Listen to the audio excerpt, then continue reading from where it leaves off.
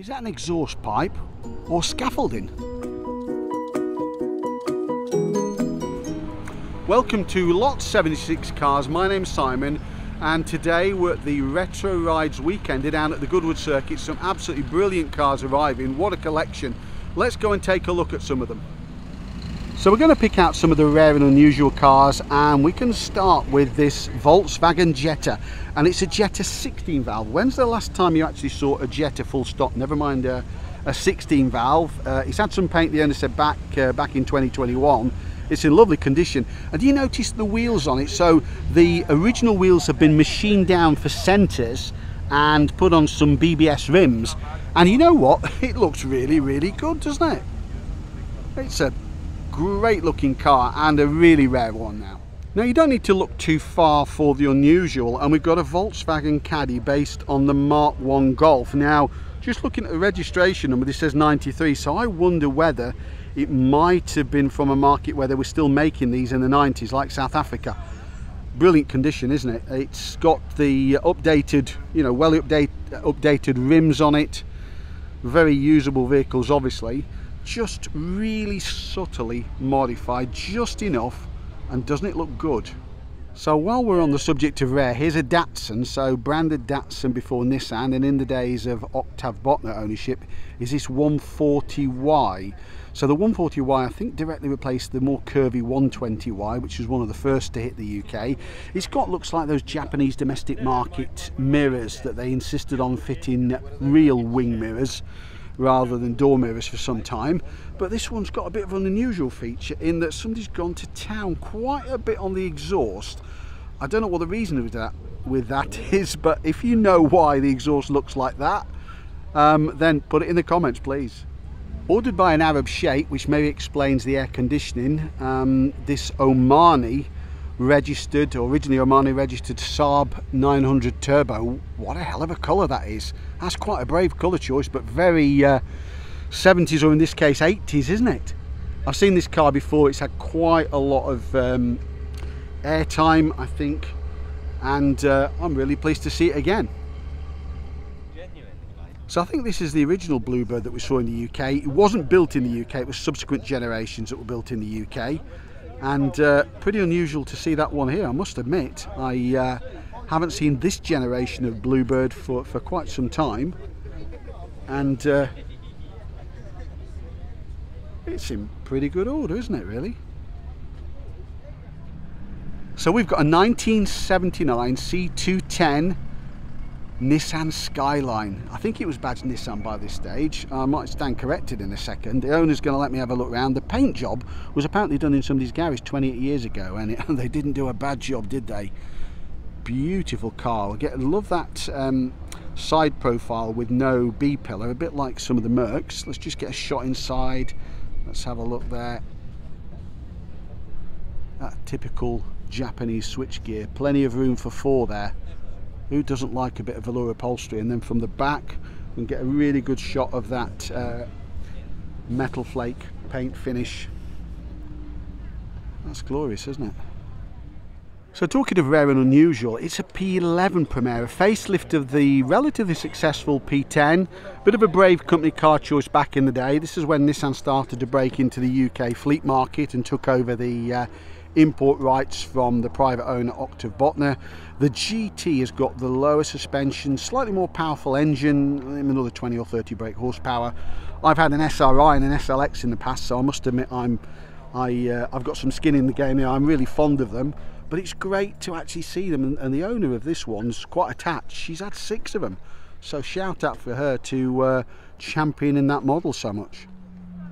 Now, long-term channel subscribers will know I've got an unhealthy obsession with K10 Micras after learning to drive in one. This probably, I suspect, is a Nissan March, even though it's right-hand drive rather than a Micra. I may be wrong. Why it's got Oleo Fiat badges on it, I'm not quite sure, but nevertheless, I salute it. Now, I think the Toyota Century was the only V12 engine car ever to come out of Japan. This looks immense, doesn't it? The captains of industry and presidents could sort of have one of these rather than a lowly Nissan or Toyota. Looks pretty immense on those wheels, doesn't it? and all the room in the back, some lovely features. There's no doubt there that you can brag to your friends it's definitely a V12. Wow, that is some motor car, isn't it? A first generation Vauxhall Cavalier. Didn't really make the breakthrough into the fleet market until the Mark II. This was based, I believe, on the Opel Ascona. Sold reasonably well, but didn't really gather pace until much later. Oh, great to see that here today, isn't it? 1971, I guess. BMW, what, 1602, really built on the success of the Neue class after BMW almost bankrupted itself and rebuilt the business on microcars, and then had the money to build something like this. A real small sports saloon, lovely detailed features. Look at those headrest mounts there. This one looks particularly immaculate. Made in Bavaria. Well, I don't doubt it for a second. Looks all the money, that one, doesn't it? Well, I think I'm on the verge of a unicorn meltdown here. We've got an original series Nissan Patrols. I drove the later cars, which were much bigger, but the early ones are rare. Probably not sold in great numbers due to the gentleman's agreement on Japanese imports that limited the company at the time, all Japanese car companies, to the UK. So Ghia was a styling house, an Italian styling house that styled some absolutely beautiful cars back in the day, and they were bought by Ford and then used as a trim line. And having a Cortina or Granada Ghia, or in fact any Ghia, was a real step above the rest. And this one's a beauty, isn't it? It's a late Mark V Cortina Ghia.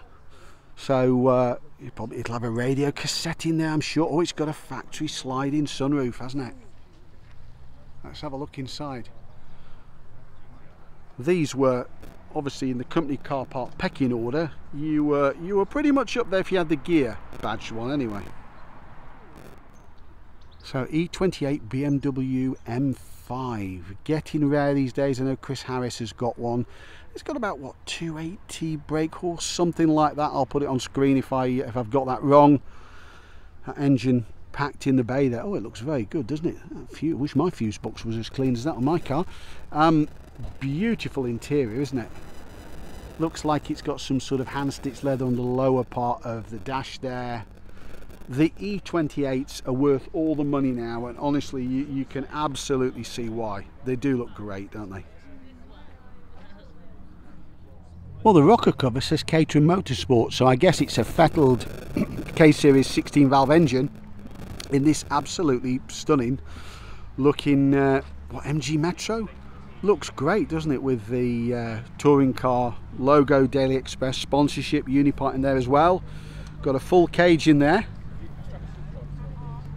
Yeah, there's a lot to like about that, I must admit. So Mitsubishi initially launched Colt in the UK under the Colt Car Company, really playing down the Mitsubishi name. And in fact, this is the Colt badge model. They were afraid of some resistance, so this is a car I think from 1990, and it is the Mitsubishi Colt. By then I think they were using Mitsubishi's name, real junior sort of hot hatch, and honestly you just don't see these about. I've not seen one of these. Although it's badged GLX, this one, it looks like it's got the red stripes and lowered, so it may not be the full house hot hatch, but nice little car, that one, isn't it? So this Chevette started life like that and ended up with a 195 brake horsepower red top Vauxhall engine in that, and honestly with 195 brake horsepower and as much weight as a crisp packet, that is gonna go some, isn't it? That looks absolutely immense, doesn't it? Really well done conversion. Still plenty of space in that engine bay, surprisingly, for that engine. That's immense, isn't it? Now the Mark IV Cortinas just don't survive, and this don't survive as well as this. I think it's what, Roman bronze one. It's 77, 78 looking at the registration on it. Got those lovely spots on the front. Apparently the rust proofing was quite poor on the Mark IV, but much better on the Mark Vs. Whether it's true or not, or just an urban myth, I'll never know. The Mark V we saw earlier got different front and rear light treatment, but basically they were the same cars, to be fair. And that one's in lovely order, isn't it? That's really original looking. So JDM rarities abound. This is badged Datsun Bluebird. I suspect it, in fact, pretty much it is an import looking at it. I think this was sold in some markets. Might have been sold in Ireland in actual fact, under the Bluebird badge. Next to it we've got a Toyota Royale Saloon. Again, not a car I know a huge amount about. Looks like another JDM car as well. Something I'm more familiar about, or with I should say, is a later facelifted K10 Micra. That looks in great condition, doesn't it? And while we're on a JDM theme, let's have a look at this. I think it's a Laurel. I think it is. It's a Nissan Laurel. Oh, can't be too many of these survived in right-hand drive form. These were a left field choice back in the day, weren't they? For executives to pick one of these over maybe what, an E-Class or a Granada or something a bit more conventional. So sentiments so many of us would agree with. Anti-new car, old car club, there you go. A Nissan Laurel 2.4 SGX from what, 89. Well, I'm pleased to have seen that one. I don't know about you guys. So what we've got here, well, in actual fact we've got a Kia Pride, one of a really low-cost cars that was introduced at the time. Based Kia were using old Mazda designs before they came together with Hyundai, and in actual fact I don't see these. Ironically, I've seen a couple recently, but they just haven't survived. Really useful boxy shape there, isn't it? Wow, a Kia Pride. So this 8990 Honda Accord actually is a bit more unusual than you might imagine. I mean, it's pretty rare to see them anyway, but it's got a couple of things that the badges indicate at the back. First of all, it's the 16 valve model rather than the 8 valve model, but you see what it says next to it? ALB, 4W ALB, yeah. Anti-lock brakes. Anti-lock brakes weren't a thing on regular cars. I think the first production car to have it was the Granada, Granada Mark III, but yeah, that is lovely, isn't it? You could easily walk past that and not realise how rare that car is. Very few came into the country as 16 valves, and certainly not many people had got the budget for those or for the four-wheel anti-lock brakes, eh?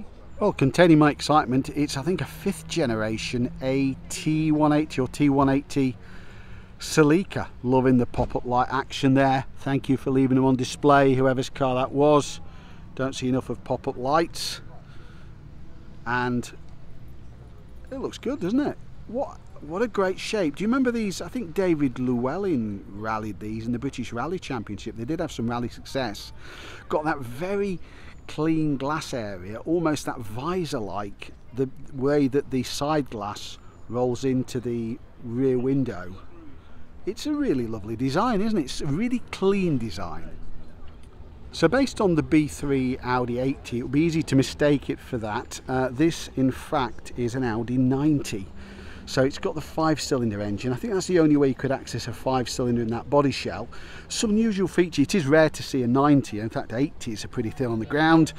They've got, some of them have got the Procon 10 pulley system, which came before airbags and would pull the steering wheel out of the way using series pulleys. Maybe that was the later cars. This is what, 1989, something like that. One thing that was pointed out to me before is they've even put, this is a Quattro, they've even put the Quattro into the element for the back window. Well, you have to hope you never have to replace that, because you'd never get another one, would you? Wow. Audi 90. I like that. Well, there you go, Rust Pilot. It's got the Prancing Moose or Elk. It can only be a Volvo, but it's one of the Dutch-built Volvo 340s, a later facelift car, originally a 2-door car developed by Volvo when they bought DAF, and eventually became a 5-door car, and that's quite a late one. Rear-wheel drive, loved by the drifters, and good to see that. I suspect we might see a few more E21 3 Series. I think this was the first car to pick up the 3 Series moniker. This is a 4-cylinder 316i, so still carburetors that didn't have Einspritzen E, or in this case would have been badged BMW used I. That's lovely, isn't it? So this is the B1 Audi 80. I think technically it's a 2nd generation car, because the 103 or something, based on a DKW, was the first car.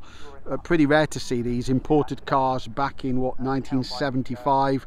Was still a pretty brave choice, quite expensive on the UK market, and got lovely, that sharp styling, pre-headrest, no headrest there, loads of room there in the passenger compartment, isn't it? And in that lovely sort of forest green colour. It's an 80 GL automatic. That's lovely. So I hope you've enjoyed the video so far, and some of the cars we've seen, like this fabulous VW booted Polo. So please click on like, share, subscribe, and plenty more cars to come. So this is a rare one, isn't it? So complete with its own child's car is this VW Polo sedan. Yes, sedan. I mean, the bread vans are more common, but the sedan is pretty rare on the ground. These were originally marketed, I believe, as the VW Derby or Polo Derby, which is a really strange model name, but great to see that one here today. Doesn't it look lovely? So by this stage, BMW will really get into their stride with the first generation 5 Series. I think landed in 72, replacing maybe the Neue class. It's got some lovely wiper action going on the lights, hasn't it? Look quite intricate, don't they? E12s are certainly getting thin on the ground now. I've seen a few E28s here, but E12s not so many. So check out Gentle's Garage if you're looking for some E12 action. He's restoring his, and there's a lovely story behind that car. But for now, here's this 520. There seems to be a low survival rate for these R8 Rover Tourings, and this wasn't a Honda design, it was Rover's own design, and they turned the car into a rather useful estate version, or touring version if you want to call it that, for the fleet market, and just plug some gaps in the range. You just don't see them. So despite Bluebird production starting in the UK, I think in the late 80s, something like that, Maggie was still around because I think she opened the plant. This is the estate version. I think this continued to be built in Japan, and it's actually a slightly different body style. It doesn't share much in the way of front silhouette with the saloon, or the hatch indeed. Now these are hen's teeth rare. It is an Almera GTI. Now I made a video on this a couple of years back about the story with the Almera, and it was a marketing disaster to start with, but one good thing that came out of it was the GTI, because they did actually go rather well. Go-kart handling, they were pretty nippy. I think it's a 16 valve engine, rare to see these, and they relaunched it with an advertising campaign based on a Mock Sweeney advert with Phil Cornwell in the role of John Thor, and that really gave them a bit of a boost. Rare and not appreciated. They're actually rather good. Now I'll have to promise not to get too excited, because this is a Peugeot 505. When's the last 505 you saw? I don't even think I've seen one of these at Festival Exceptional, unless I missed it. These went on in production until I think 2006 in Nigeria or one of the African markets. Really robust cars. You probably find these running around in parts of Africa still. This one's an SRD turbo, so you've got economy and rarity with that one, haven't you? So the Mark III Escort heralded a move from rear-wheel drive to front-wheel drive under the tagline "Simple is efficient." Well, this one's certainly not that simple, is it? Because it's got bubble arches on it, got those smaller mini light style wheels, Revolution wheels. It's been really well done. It's been modified, but it's been done in such a lovely way. It's difficult not to like that one. It looks like it's got some wood cappings on the doors down the inside. Apology, it won't maybe pick it up on camera, but that, somebody's done a cracking job with that one, haven't they? So the Type 3 was Volkswagen's attempt to diversify out of the Golf into more mainstream cars, and this came with the Type 3, still rear-engined, the Type 3 and the closely related Type 4, and in two-door form, and I think also in four-door form. You can see the vents in there on both cars for the rear engine. They're in beautiful beautiful condition, aren't they, those two? And you simply see these about rarely. I've seen a few Type 4s, but not so many like this. Great to see them here at Goodwood. And this time actually badged as a starlet is this little Toyota Soleil. Looks like a special edition. You know, the little engine's on display. And oh, it's a 1.5 diesel. I didn't even know these came as a diesel. Well, there you go. Every day is a school day, isn't it? If you know a bit more about these as diesels, then by all means feel free to put it in the comments. Wasn't expecting that one. So you might see elsewhere in the video an earlier Colt. So still badged as Colt is this little hatchback from Mitsubishi, officially imported into the UK. It's a UK car. Can it really be a W? What, over 20 years old? Well, I guess it is. Again, I think pretty much a lot of these were lost to scrappage and such like, sadly. So when the Sierra was launched, there was no direct four-door replacement for the Cortina. So the Orion filled the gap until the Sapphire came along later in life, and this is a Sierra Sapphire. I did have one of these as well. They weren't particularly quick. I think I had a 1.6L. This one probably has got, oh, it's got a Z-Tech. It's got the Z-Tech engine in it, so it probably goes far, far better than mine did. And it's in great nick. What's that? G-Reds, that would make it a 1989, wouldn't it? So although E30 survived quite well, E32 second generation 7 Series don't seem to be that commonplace these days. Quite an expensive car back in the day. Ran, I think, from the mid-80s. Available in a short wheelbase or a long wheelbase. I think this is just a short or standard wheelbase car. Looks lovely inside, doesn't it? And a bit of velour going on rather than leather, and it's nice to see that. It certainly in some instances wears far better than leather. Not sure what the engine is with this one. They went right up to a V12 in some cases. One of the first cars to be speed limited by BMW to 155 miles an hour in V12 form, apparently. So what have we got here? We've got an E34 Touring. It's a facelift car because it's got the wider kidneys at the front. The earlier cars had the narrow ones. Really usable in touring format. Got those lovely AC Schnitzer wheels. It's on air ride. I saw this come in a little bit earlier. And the handy thing with these, and I know it's not totally unique to be honest with you, is that split rear window where basically you just touch underneath the wiper and you can open the rear window on its own. Really handy if you just want to chuck stuff in the boot and not lift the whole tailgate up. Lovely car. Well, Sid the Kid is this affectionately known VW, which is, to my mind, it might be my camera or my eyes, but it's a bit shorter than the average, what's Type 3, Type 2 van? Well, I'm on the spot with that one. Well, anyway, it's very short. So this isn't a Vauxhall Royale. It was built on the same line. In actual fact, it is an Opel Monza. I thought the Monza came in later, but it was sold side by side with the Vauxhall, produced in the same factory. This is a 3-litre E, Einspritzen, or injection for German, whereas the Royales were predominantly carburettor cars. We're going to have a quick look inside. The owners invited me to have a look, so I'm not just opening the door at will. And let's get a shot of that lovely, oh, those seats. So those half carpeted doors. Admire that brown interior. It's a beauty, isn't it? Like that dash tilted towards you, and it's useful. It's a manual, well, for me anyway. Must admit, it's got manuals. B-pillar's quite a way back, so look where the seat belt is in relation to the B-pillar. Factory sunroof on it. It does look a beauty, doesn't it? I could definitely fall in love with one of those. What a fabulous Grand Tourer they are, aren't they? I'm liking that. So the Ford Falcon was introduced in the 60s as a, believe it or not, compact model. I think mainly for the US market. I'm sure these were sold in Australia as well at some stage. And this is the Squire. I hope you like wood, or something that looks suspiciously like wood. It is lovely, isn't it? Look at that massive glass area in the back. Huge load area there. Trying to keep out a shot not to spoil it.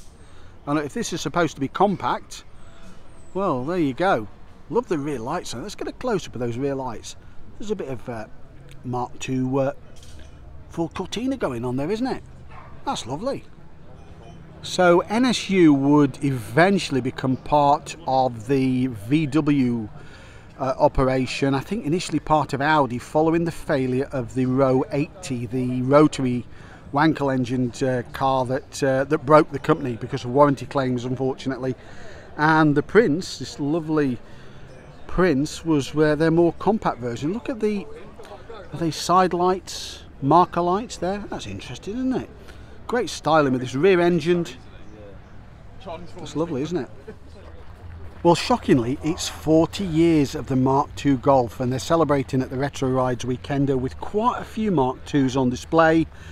You've got GTIs, you've got like this lovely white car, Alpine white car. You've got the 16 valve ones like this. We'll go a bit further around just to avoid the crowd. We've got this oak green 16 valve, which looks absolutely lovely. Oh, and we've got something a bit more basic here. What is this, a C? It looks a single headlamps. Maybe it is. It's probably far rarer than a GTI. It's not even badged. Wow. So it might look like a Bedford HA van, but it's hiding a bit of a secret. The clues on here, it says Badford, and it's running a 600 brake horsepower tuned version of a Calibra turbo engine. Isn't that incredible? Look at the size of the rear wheels on that. That's going to be doing some serious hot rod action a bit later, isn't it? So I never took the standard Volvo 760 range as being particularly short, but if it's too short for you, why not get yourself a trailer, and then to pull your trailer, why not attach it to a Volvo limousine? That must be the longest 740 or 760 series Volvo I've ever seen. Can't be many who are going to compete with that one, can there really? Wow, that's something else. So apparently we're entering the black room, so I'm sure we'll all find out what's in the black room very soon. So aptly continuing the black room with a, obviously black, Golf GTI Mark I facelift. It's got the Pirelli wheels on. They're pretty prized these days, those Pirelli wheel and tyre combinations. We've got a Nissan GTR. I think this was the type, the early ones. Is that the 32? I can't remember, I'm just trying to think now on the spot. What I do know is that's an Astra Mark II, the aerodynamic Astra. This is a GT 16 valve, which looks pretty good, doesn't it? So VW gave Carmen the job of giving the Beetle a bit more pizzazz, and on the Beetle platform was this Carmen gear, which there's also a razor edge Carmen gear, which I've seen at some other shows. This one's lovely, isn't it? Of course, like all the cars in here, black. How many times am I going to say that today? Sorry. Lovely inside, as sort of Bakelite type switches. Hopefully you can just about pick that up on camera. And it's under the engine bay is as clean as the rest of the car, as you can see. Looks really nice, that one, doesn't it? Originally called Celica Supra, and then subsequently became called just the Supra and the Celica, is this car. I think they ran a 2.8 litre engine, and really the early days of Toyota in the UK. Looks like it's potentially a UK car. In fact, it's an 85, this one. So smoking is bad for your health, but it can't be bad for your health to see a John Player Special liveried Austin, what, A30, A35. These are great little cars, aren't they? It looks like it's packing a bit more than a standard A-series engine. I think the original ones were something like an 803cc. It's definitely got more than that, hasn't it? That looks good, doesn't it? The original Mercedes SL, coming off a birthday, a 60th birthday, I think, last year, because I went to the official party for that one. That looks immense, doesn't it? That really is class.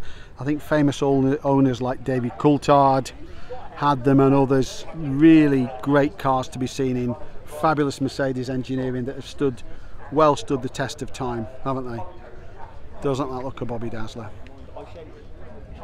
So hiding in the shade here is the original XR4i, not the XR4x4. This ran, I think, the 2.8 litre injected Ford engine, of course.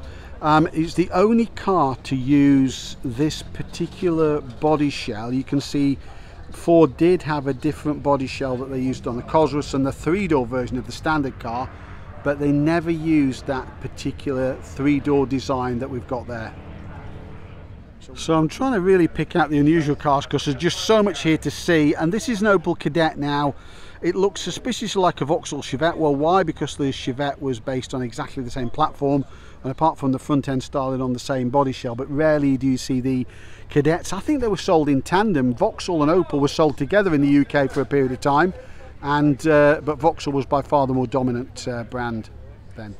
A Nissan Sunny station wagon, can that be right? Well, it's been a bit modified and lowered with some different wheels on, but it's definitely still a station wagon. It was originally white by the look of it. It's had this lovely turquoise paint job and a bit of scaffolding welded on for exhaust pipes. Well, what's not to like? So this Corolla's taking lightweighting to extremes, isn't it? Is that right that we've got this 40-year rule on MOTs? Well, this one appears to have managed to lighten itself, self-lightening over time. Looks like it's got a bit of nitrous going on in the back, on air suspension, something like that, but nevertheless it's a one-off, isn't it? I can say that much. Another one of those self-lightening Japanese cars, and this time it's a Datsun. Well, this 1976 Corolla SL looks a bit of a Bobby Dazzler. It is an import because it even left the transport shipping sticker on there, the barcode on there. Lovely tombstone style seats inside, very nicely modified. I tell you what, that is a glorious colour. That's sort of, I don't really know how to describe it, to be honest with you. Well, I'm sure you have a better description than I've got for that one, but it's a fabulous looking little car, isn't it? So this is unusual. It's a Hillman van, commonly referred to as the Husky, a very useful, very boxy van, or sort of part van, built on the Hillman Imp monocoque, significantly modified, and you really don't see that many of those about. Still rear engine, so obviously some compromises there in the rear space, but unusual. So this generation of Audi 100 did give its competitors a few sleepless nights, because suddenly Audi had propelled themselves right to the front of the executive class with this super slippery Audi 100. So you can see it got its very low drag coefficient, advertised with 0.3 coefficient of drag, and it's got very flush fitting glass all the way around, which even today is still stands out. A very usable boot, and actually they're quite an elegant car.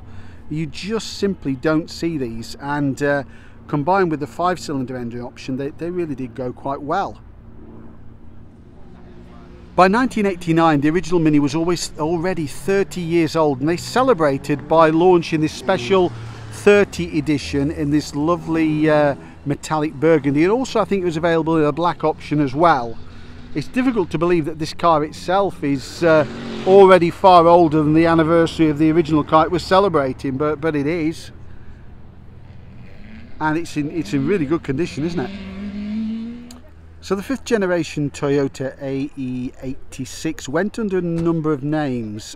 It was known as Corolla in some markets, others it was known as Levin, I think. And in this instance it's known as the Truno. I think it's the Truno Sprinter. Front engined, rear wheel drive, legendary in rallying, really useful rally cars, and they're worth quite a lot of money these days in actual fact. A lot of them ended up in Ireland because I think of the rallying connection, and highly prized, and that's a rare one, a really rare one again. And especially for Jeff Buys Cars fans, we've got a couple of Volvo 850s. That one's rusted in the same place as all of them, near the front wing. Lovely to see that. And what have we got here? An XR2i injection. Wow, they ditched the red stripes. They had blue for these, and I think the RS Turbos had green. And they had these sort of formed seats. These the seats and the covers I think were one and the same. Getting thin on the ground, I must admit, certainly in that condition. That's a beauty, isn't it? So this MGB looks a bit subtly different to many of the others here. So they've moved the indicators from just under the headlamps to in the grille. They've recessed them behind that new grille. which sits in front of the old grille. It's got louvers in the bonnet for a bit more cooling, and it's got side repeater indicators. If you know a bit more about this car, then please put it in the comments, because whoever's done it has done an absolutely great, very subtle job with it. It looks so right, and they've just sort of enhanced the Pininfarina styles of the original car. So this is a rare example of a B3 Passat. Shares nothing with the B3 Audi, confusingly titled. In actual fact, the front end of this car is reminiscent of the earlier Type, I think 411s or Type 3s and Type 4 cars with no grille. So, but it's quite unusual to see these days. It's I think the Passats that came after that survived, but this one seems to be a rarity. So Subaru was a rallying powerhouse, but back in the day the more mundane and usable models were things like this. They were sort of well known with farmers and such like, and caravanners for offering a good range of four-wheel drive estate cars, and this is a great example, a 2.2 GX four-wheel drive. Well, here's a blast from the past, isn't it? A Mitsubishi Starion. There can't be many left. I mean, there's two here. That must be most of the UK's population of these. Great sports cars with those blistered arches. Bit of a hint of Porsche 944 about it, I guess. Again, I suppose it goes without saying that you just don't see them. These look to be the later cars. This one looks like an original UK car. Quite a few are coming in from Japan, I think, now, but that's good to see that, isn't it? Love those blistered arches, great style. So this is the lesser known 200SX, or known as Sylvia. It's the first generation, imported I think maybe in the later days of Datsun or Nissan UK rather than Nissan GB. Quite nice to drive actually, quite delicate to drive, really good steering on them. I've driven them back in period. Pop-up lights, quite a pretty car, not the sedan style of the later cars, which was a bit more reserved, and pretty rare to find them. I think this one's a manual as well, and some of these found their way across as automatics. So thanks again for joining me on Lot 76 Cars at the Retro Rides Weekender from the fabulous location of Goodwood. Hope you've enjoyed the video and the cars we've seen today. Please like, share, subscribe. Don't forget to switch on notifications to be informed of my next video. And as always, once again, thanks for watching.